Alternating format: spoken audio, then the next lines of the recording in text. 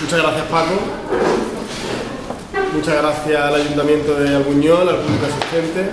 Voy a poner la gafa porque veo mejor la pantalla.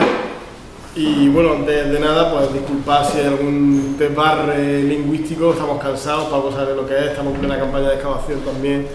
Y bueno, levantarse temprano y organizar las cosas, venir hasta aquí con 2 horas de donde estamos, pues también ha tenido lo suyo.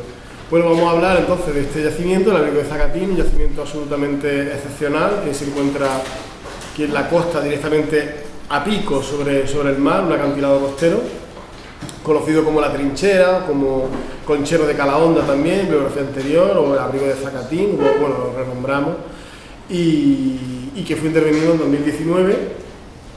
Hago extensivo también la presentación a todos mis compañeros que hay aquí, porque realmente es un trabajo colectivo de mucha gente.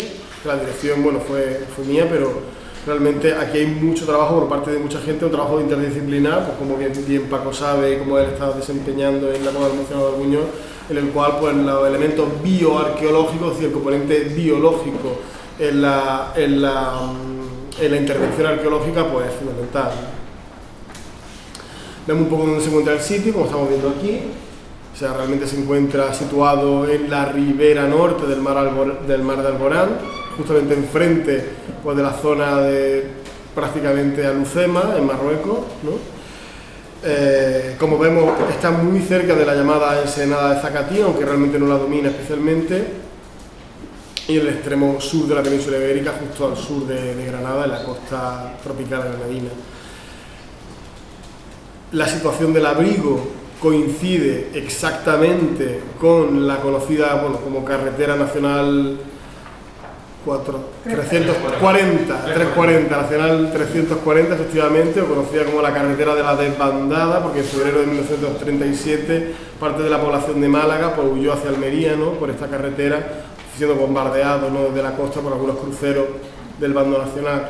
En este caso, pues, curiosamente, el antiguo trazado de la carretera, de esa carretera de la desbandada, coincide plenamente con el yacimiento, como estamos viendo aquí, por ejemplo, en el vuelo americano, como veis, este es el trazado sinuoso de la antigua carretera, entra directamente en la trinchera conocida, ¿no?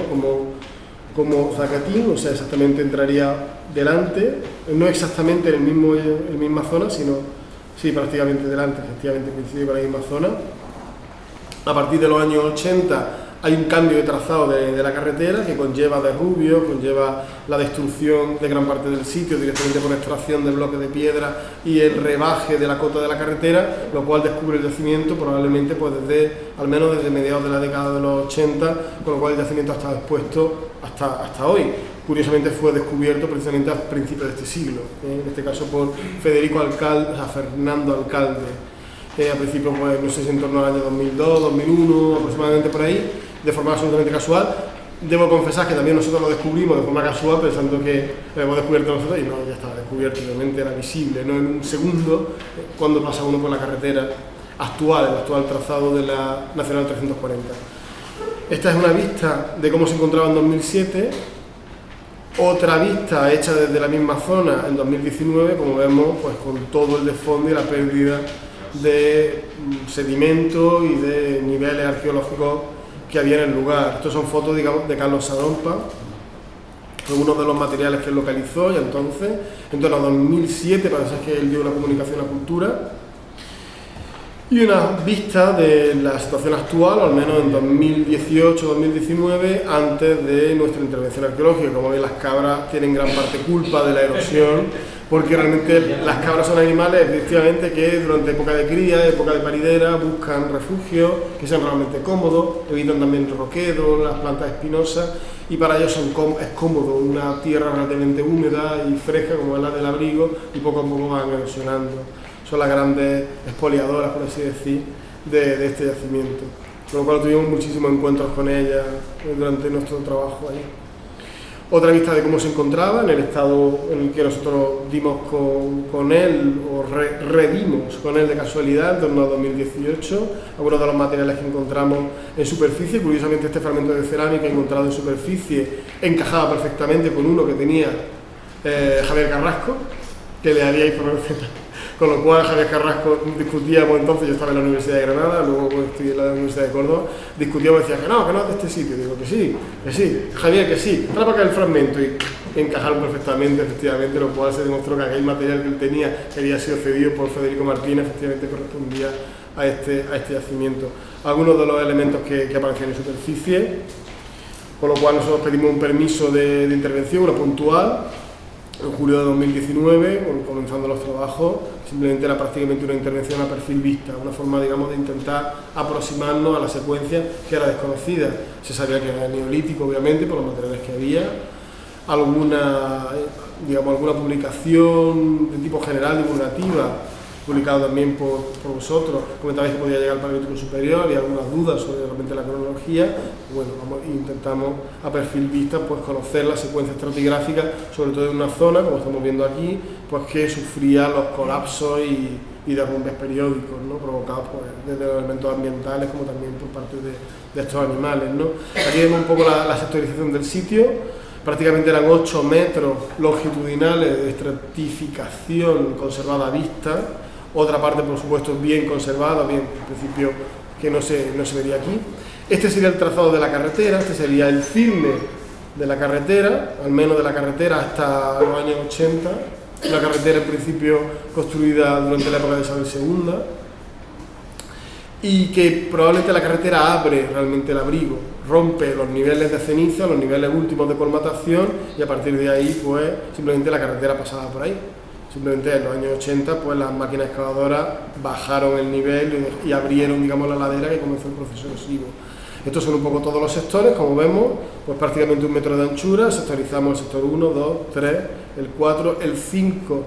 El 4 no lo excavamos, el 5 simplemente hicimos una limpieza muy superficial del perfil, y el sector 5W que vemos aquí era una columna prácticamente a punto de colapsar, bastante ancha en proyección, que excavamos pues de forma independiente y que bueno, correspondía claramente a la misma secuencia, ¿no?, que pudimos detectar.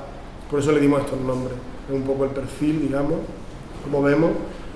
En rojo sería prácticamente la zona extraída, digamos el perfil limpio, todos los derrubios que quedan en la parte basal, el interior probablemente poco, porque el cabezo en el cual se encuentra el abrigo tiene muy escasa proyección, luego realmente el abrigo ahí muere prácticamente, o sea, muy poco lo que queda realmente, por lo cual habría que protegerlo. Y aquí pues estamos viendo algunos de los detalles, ¿no?, del sector 1 y 2 y 3. En pleno proceso de excavación, hasta los niveles neolíticos incluidos, y ya serían los mesolíticos los inferiores. Algunas de las vistas de la intervención, como vemos cerámica encamada en las interfaces de sitio, pues algunos macrolíticos y elementos, digamos, de percusión que investigó e identificó Paco Martínez, ¿no? Algunos de los elementos subinterfaciales cuajados prácticamente de restos malacológicos, que es prácticamente la gran mayoría, digamos, el porcentaje mayor del volumen arqueológico extraído, que corresponden prácticamente a conchas de gasterópodos y bivalvos, moluscos en este caso, fundamentalmente gasterópodos, son los reyes del yacimiento. Algunos bloques probablemente estructurales, pero mal definidos. Esto era en el sector 5W, era prácticamente la columna a punto de desprenderse, era muy poco lo que había realmente. Tenemos que tener en cuenta que el yacimiento se volatilizó en los años 80, lo que queda es prácticamente el culo de saco, o sea, un cul-de-sac que quedaba bajo la visera. La gente no eran los diminutos, no vivían allí, o sea, evidentemente era lo que había ido quedando bajo la visera, pero el área de hábitat ya no existía, porque nosotros prácticamente entrábamos andando y el área de hábitat estaba como 4 metros por encima, 3 metros por encima del acceso. El abrigo, eso sí, habría que también indicar que se encuentra a unos 72 metros sobre el nivel del mar, pero prácticamente mirando el roquedo costero en línea a plomo hacia el mar. Alguna vista del sector N, que era unos niveles colgados. Como vemos, esta parte que vemos aquí de color rosa era prácticamente echadizo de la antigua carretera, de la cuneta de la carretera del siglo XIX. Todo este sector gris son una especie de perfil de tipo fumier, de ceniza, restos de excrementos de animales, de la última fase de ocupación neolítica. Es decir, que cuando la carretera se inaugura, el firme prácticamente arrasa el final de la ocupación neolítica, que es una ocupación sobre todo ya de inicios del quinto milenio enfocada fundamentalmente al pastoreo, bueno, al aprisco de ganado, a la guarda de ganado, etcétera. Porque la primera fase del Neolítico prácticamente casi no se distingue de la última fase mesolítica en cuanto a la explotación de los recursos marinos, como veremos más adelante. Bueno, en la metodología pues prácticamente flotamos unos 835 litros de sedimento, es decir, todo el terrígeno extraído de cronología prehistórica se flotó en una cuba de flotación. Parte de aquí mi compañero de la Universidad de Valencia, Guillem Pérez Jordá, fue un poco el encargado. Parece un trabajo muy sucio, pero en realidad muy fino. Es limpio, pero es sucio, o sea, aparentemente se ve bastante sucio. Y en el cual pues simplemente prescindimos de flotar la última fase, si es la fase 4, que es, bueno, una mezcla entre niveles históricos, restos neolíticos residuales, y la última fase en la cual prácticamente las aves marinas ocupan el abrigo como área de nidada y cría prácticamente. Aquí vemos pues el dibujo de los perfiles prácticamente de la estratificación, la estratigrafía representada, los sectores excavados del sector 1, 2 y 3, el 4 queda fuera, el 5 la limpieza, el sector 5W, la columna a punto de colapsar, y prácticamente este perfilito colgado que queda más arriba, una cota superior que representaba el final de los niveles neolíticos, con lo cual vemos realmente que los niveles neolíticos originales de Fumier sobrepasaban con mucho la superficie conservada hoy día. Aquí vemos los litros de sedimento extraídos y con respecto a las unidades identificadas, que generalmente pues, bueno, se asocian por esos decapados lentos que fuimos haciendo. En cuanto a los primeros resultados, pues la primera vez que lo presentamos fue en una jornada que organizaron alumnos de doctorado, predoctorales, creo, los diálogos de arqueología que organizaron la Universidad de Granada. Eso fue en 2020, ya estábamos confinados en ese momento, porque la intervención fue en verano de 2019, el confinamiento creo que empezó en febrero. Yo entonces estaba en paro, porque ya en febrero ya estaba en paro y ya no me incorporé a la Universidad de Córdoba hasta finales de 2020, con lo cual fue un momento un poco extraño. Yo aproveché prácticamente para el triado manual de todo el sedimento, o sea, me dio tiempo el confinamiento para no hacer otra cosa prácticamente. Entonces primero lo presentamos aquí en la Universidad de Granada, posteriormente en enero, sí, esto sería por ahí, en enero de 2020 lo presentamos en el 7º Congreso Internacional del Neolítico de la Península Ibérica, en la Universidad de Sevilla, que luego fue publicado pues, en 2023 en un capítulo de libro, la acta del Congreso. En 2022 pues, finalmente salió en el Taula, el repositorio de la Junta de Andalucía, del Anuario Arqueológico Andaluz, o lo que era el antiguo anuario, pues prácticamente un resumen de nuestra intervención arqueológica.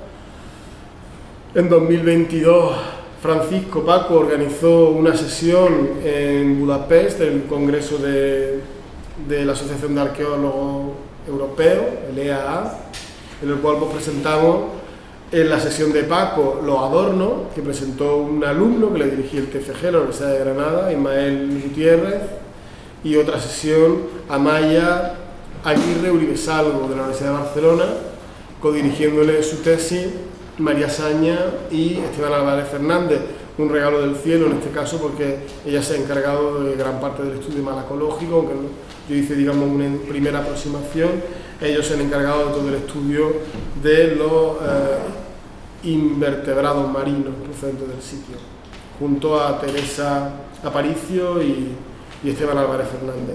Con lo cual, en 2023 finalmente publicamos este paper en un Quaternary International que resume prácticamente la secuencia y es una aproximación muy general al sitio también. Y finalmente, felizmente, en 2024, Amaya Aguirre ha presentado su tesis doctoral en la Universidad de Barcelona, que se llama Estrategia de gestión de los recursos marinos entre el 15.100 y el 6.700 kbp en la costa del Mar de Alborán, en el contexto de la península ibérica, donde ella se aproxima a la secuencia de Nerja, en este caso, fundamentalmente vestíbulo, y Zacatín, haciendo un estudio de esclerocronología relacionada fundamentalmente con la especie Patella caerulea, que son las lapas más comunes, una de las especies más comunes que hay en el abrigo y el cual ha podido determinar estacionalidad e incluso temperatura del agua, como veremos más adelante. En este trabajo, en este primer paper en Quaternary International, pues presentamos la secuencia cronológica despejada del sitio, que costó realmente. Los huesos animales apenas contaban con colágeno, como a veces sucede en yacimientos antiguos, con lo cual prácticamente nos centramos en el estudio de los carbones, buscando especies de vida corta para poder datar, ¿no?, por AMS algunos de estos elementos. Despejamos una primera fase, como estamos viendo aquí.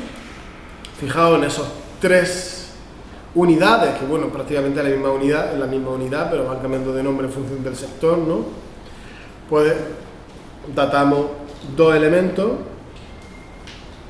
En realidad lo he puesto, lo he expresado mal aquí en la tabla de dataciones, me tenéis que disculpar, en el multiplot está mal expresado, me he equivocado, pero bueno, el cuadrito este.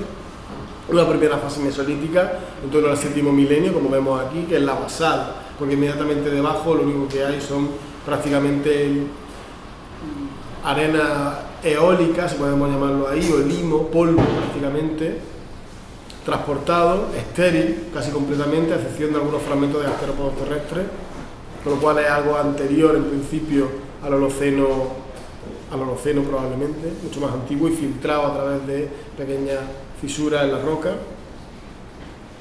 Y luego esa primera fase mesolítica, como estamos viendo, el 7º milenio. Una segunda fase que sería un neolítico antiguo de mediados del 6º milenio aproximadamente, como estamos viendo aquí, con 4 dataciones radiocarbónicas, fundamentalmente sobre algún elemento de caprino, pero sobre todo sobre carbón de vida corta, y una tercera fase neolítica, como estamos viendo aquí, ya de tránsito entre el 6º milenio y el 5º milenio antes de Cristo, como esto que vemos aquí. En cuanto a cultura material de artefactos, pues los instrumentos líticos, como estamos viendo, pues fundamentalmente vemos una primera fase mesolítica en la cual pues, el cristal de roca es el elemento más empleado, que son probablemente locales, su entorno de adquisición. Algunos elementos de tipo hiperconfigurados son prácticamente, como estamos viendo, pequeñas bas-velours o pequeños arponcitos, quizás de instrumentos compuestos, el único que se ha podido determinar. El resto son simplemente pues, microláminas y algunas lascas de talla, ¿no?, de cristal de roca, aunque hay algo de sílex, pero bueno, es problemático. Y el sílex, sobre todo está más presente a partir de la fase neolítica, pues hay muy poquitos elementos configurados, muy hiperconfigurados. Una punta de proyectil, probablemente tranchante, que es la que vemos aquí, y que corresponde a esa fase, ¿no?, inicial del neolítico. La área de adquisición, como Antonio Morgado determinó, pues teníamos por un lado áreas muy locales correspondientes a ese cristal de roca y áreas probablemente procedentes del Subético medio por la presencia de sílex de tipo formación mirana, que llaman, ¿no? Sílex, digamos, con inserta de sedis, algunas pequeñas espículas de erizo de mar, en fin, que corresponderían, digamos, a esas áreas del Submétrico medio ya conocidas como el Montefrío, el Nájar, el Surco Intravético, etc.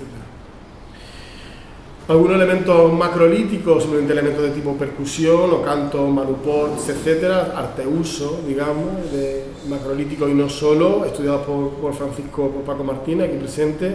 Pues tenemos en época mesolítica fundamentalmente su uso para triturar el ocre y obtener polvo colorante rojo, como también se ha podido determinar en alguna otra materia.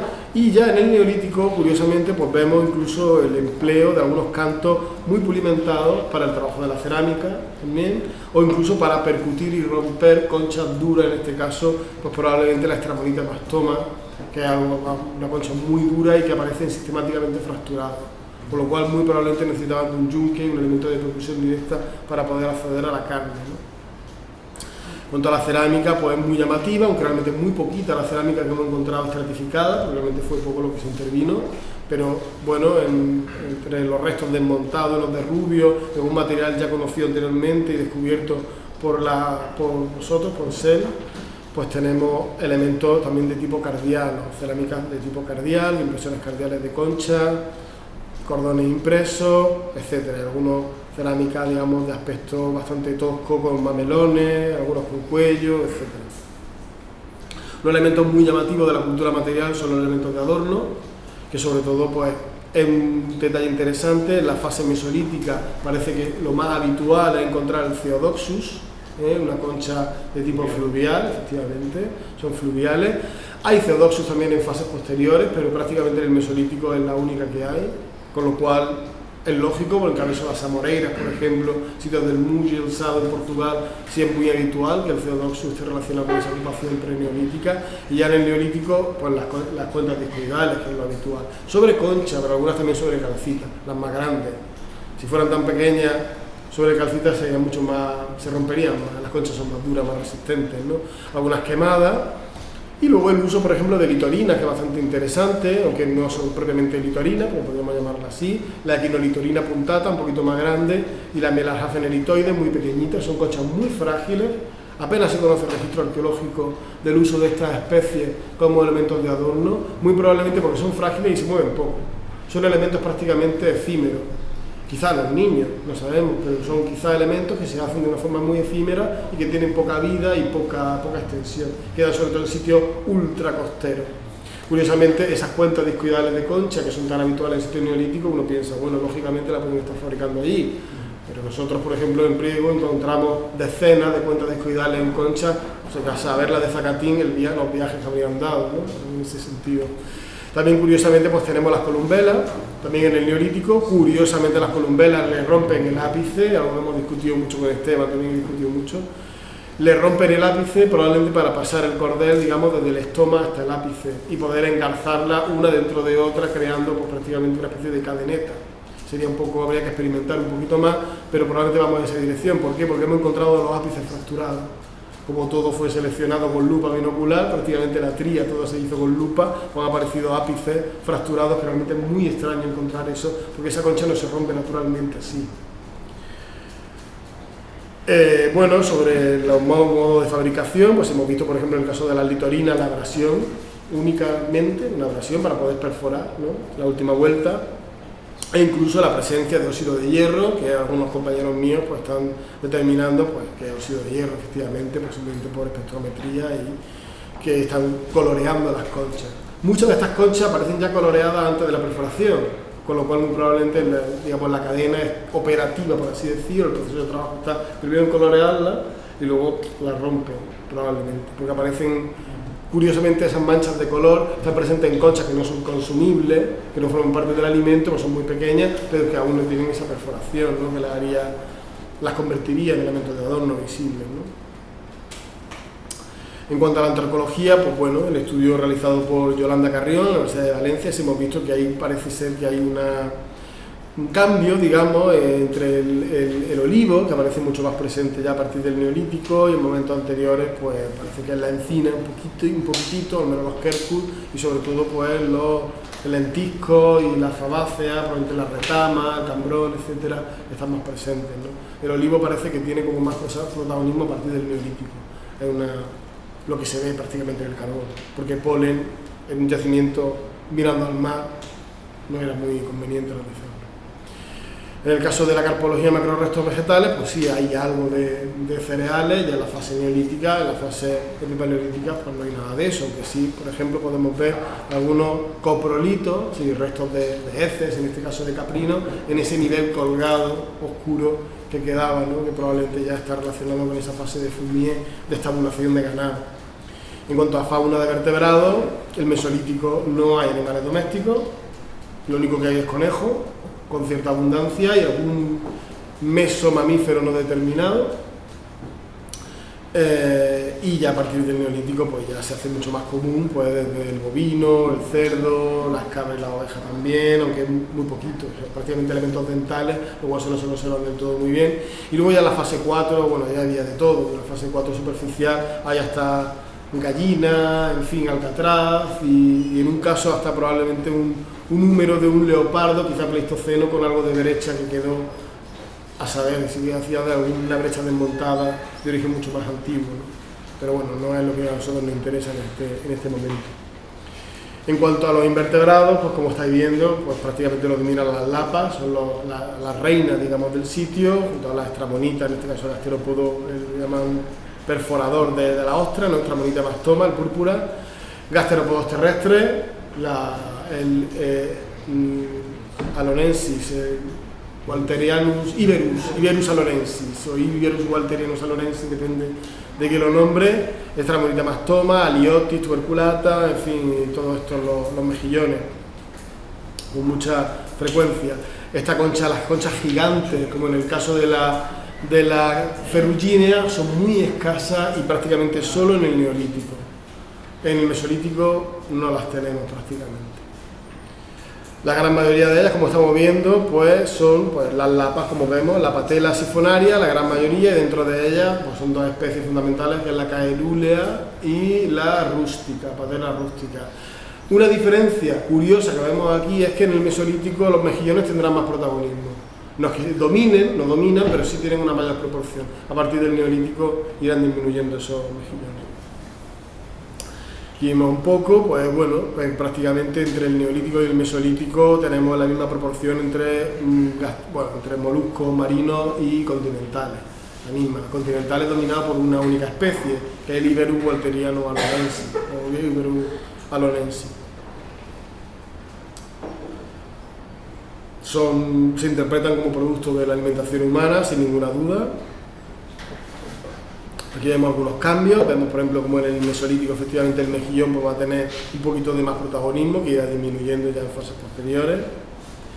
Y en este caso vemos como precisamente la zona un poquito más alta, en el intermareal pues se van a ver beneficiados en el neolítico, en el caso de la patela rústica, que ocupa una mayor altura que en el intermareal y va a ser predada progresivamente con mayor protagonismo. Rápido con esto. Alguna presencia también de gasterópodos fluviales muy pequeños, que quizás estén vinculados con la captura de elementos, quizás de pesca, el uso de garlitos, el uso de elementos de pesca pasiva en agua dulce, que luego traen esos pequeños gasteropoditos como parásitos, digamos, o elementos parásitos dentro de las redes, una posibilidad, porque si no se explicaría la presencia de este tipo de pequeños gasterópodos fluviales que no son ortodoxos, que sirven como adorno ni mucho menos, ¿no? En el caso de los gasterópodos continentales de tierra, fundamentalmente, como veis, el Iberus walterianus alonensis con algunas perforaciones, como vemos en la parte, digamos, del Umbo, que curiosamente los yacimientos del Capsiense norteafricano, como en Ain Hadduk o en Ifirudadén, se relacionan con la rotura del vacío para poder absorber en crudo a estos gasterópodos. Y aparecen con más frecuencia de lo habitual, digamos, esas pequeñas perforaciones. En principio en la península ibérica no hay muchos estudios sobre ello, pero en el caso, por ejemplo, del Magreb sí son muy bien conocidos este tipo de patrones de fractura. Algunos están quemados realmente, tanto en el mesolítico como en el neolítico. Termoalteración no se liga realmente a un consumo directo, porque prácticamente una vez que el caracol empieza ya a tener ese aspecto grisáceo, allí ya no queda nada que te puedas comer realmente, ¿no? Pero están relacionados a hogares y hogares desmontados, que acaban llenos de basura, que está quemándose, etcétera, ¿no? No solamente están los gasterópodos ahí, ni los moluscos, por supuesto también hay crustáceos, decápodos en este caso, cangrejos, con cierta abundancia, los balanos también, percebes, y erizos de mar, muy abundante en todas las fases, pero sobre todo en las mesolíticas y en la primera del neolítico. En la última fase neolítica no están tan presentes. La única especie documentada en este caso es Paracentrotus lividus. En el caso de los vertebrados marinos, peces fundamentalmente, pues estamos viendo una enorme variedad. Es un trabajo que aún está por concluir, porque Arturo Morales, de la Universidad Autónoma de Madrid, junto a Eufrasio Rosselló, están de vez en cuando le llaman por teléfono: Arturo, ¿cómo va? Tenemos muchas cosas que hacer, y están sacando poco a poco, porque hay una cantidad enorme de peces, fundamentalmente de sardinas. Las sardinas son muy abundantes en todas las fases, pero bueno, también hay meros, por ejemplo, también hay sargos, pargos, en fin, hay hasta pintarroja, pero bueno, la pintarroja es una de un nivel ya superficial, ya histórico prácticamente. El caso de la sardina es muy interesante porque es muy abundante y es migratorio, fundamentalmente si se pesca cerca de la costa, que son los meses de verano. Probablemente pues por dispositivos activos de pesca, por el tipo atarraja, por ejemplo, o sea, por lanzamiento de red cerca de la costa cuando se concentran en los meses de verano. Y en el caso, por ejemplo, del mero, pues una pesca, digamos, activa prácticamente a base de arpón, probablemente. Pasa que el mero hoy día va a mucha profundidad porque ha aprendido, digamos, a huir, ¿no?, de la pesca de acecho. pero en lugares no demasiado afectados por presión humana los meros son confiables, suelen ser visibles entre el roquedo del intermareal realmente. En el caso de la esclerocronología y estacionalidad, esto es la lectura isotópica de las barbas de crecimiento de las lapas. Amaya ha hecho el estudio de su tesis doctoral, leída ahora este febrero, pues prácticamente utilizando 10 lapas,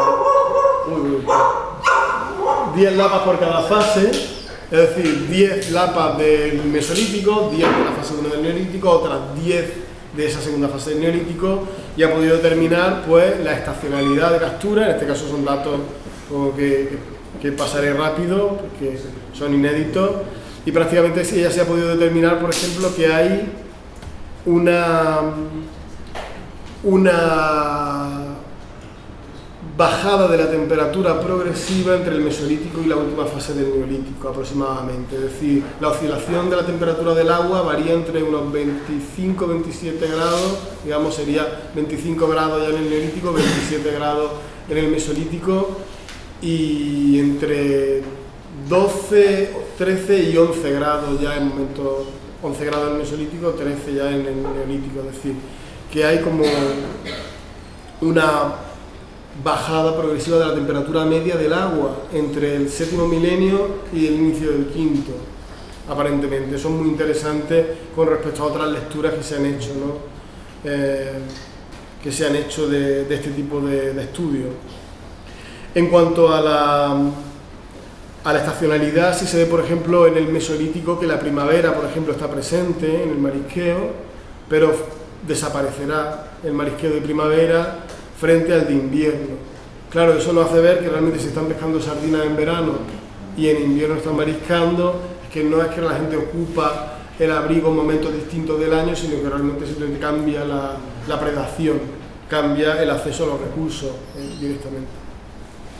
Ya para concluir, para no extendernos demasiado, pues en consideraciones finales, pues bueno, podemos estar hablando que es uno de los definitos fundamentales para la comprensión de toda esta dinámica económica que hay en las zonas costeras inmediatas, ¿no? Ya lo que se mueve desde la costa hacia el interior, fundamentalmente a los pueblos que son fundamentalmente costeros, tanto en momentos del séptimo milenio, que son puramente cazadores-recolectores, bueno, mariscadores, pescadores, por supuesto, como ya en el Neolítico, que no es que abandonen directamente esas actividades, sino que las complementan. Y realmente el abrigo como tal no va a verse cambiado su uso, sino a momentos muy avanzados ya en el quinto milenio, en el cual, pues bueno, realmente se puede considerar un aprisco de ganado. Pero al inicio del Neolítico no, sigue siendo una estación pesquera y una estación marisquera fundamentalmente. Estamos seguros que en el futuro pues sacarán más datos. Amaya en este caso, por ejemplo, estaba trabajando ahora mismo con varios papers, en este caso vinculados a morfometría geométrica de las lapas con respecto a tamaño, que puede estar también condicionado por un exceso de predación o pérdida de predación, es decir, modificación, digamos, por la conducta humana. La esclerocronología vinculada a temperatura también, el estudio de los peces y el estudio de los adornos, en este caso que estamos ultimando, espero que este año próximo pues podamos concluirlo. Y ya pues nada, os agradezco toda vuestra atención y la invitación por haberme hecho aquí venir en un lugar en el cual aprendí mucho. Para mí este abrigo ha sido uno de los sitios más interesantes en los que he trabajado en toda mi vida y creo que merece una conservación importante. Estamos en comunicación con el Ayuntamiento de Guacho, Castel de Ferro, para poder, digamos, asesorar la construcción de un albarrá, de un gran muro, digamos, de mampostería en seco o con mortero de cal para poder proteger en el futuro lo que queda para las investigaciones futuras, que seguramente con la tecnología, esperemos, si no nos convertimos realmente en un erial nuclear o algo peor, pues haya todavía investigadores sobre la Tierra que puedan sacar conclusiones mucho más profundas e interesantes que las que hemos sacado aquí. Así que muchísimas gracias, Paco, y muchísimas gracias a todos vosotros.